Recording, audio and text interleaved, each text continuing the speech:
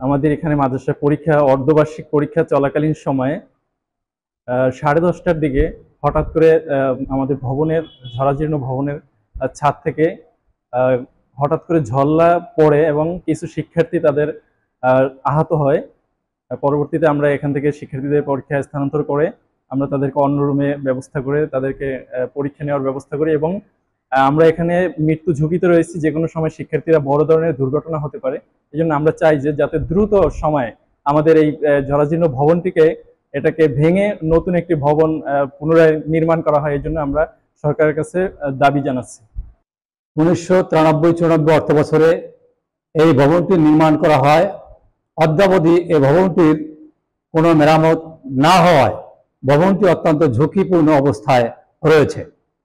বর্তমানে এই প্রতিষ্ঠানে 5 শতাধিক ছাত্রছাত্রী অধ্যয়ন করে। এই ঝুঁকিপূর্ণ অবস্থা আমি রাজাপুর উপজেলা নির্বাহী অফিসার, জালকাঠি শিক্ষা প্রকৌশলী নির্বাহী অফিসারকে অভিহিত করি এবং তারা সরজমিনে তদন্ত করেছেন।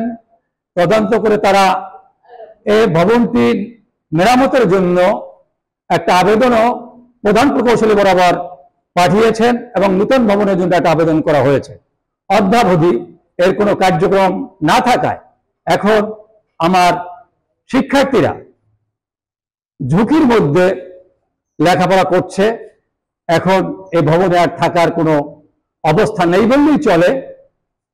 এখন আমি বাংলাদেশ সরকারের কাছে অনতি বিলম্বে এই ভবনটি ভেঙে একটি নতুন ভবন নির্মাণের জন্য আপত্তি জানাচ্ছি, অনুরোধ জানাচ্ছি বাংলাদেশ শিক্ষা মন্ত্রণালয়ের কাছে, বাংলাদেশ সরকারের কাছে।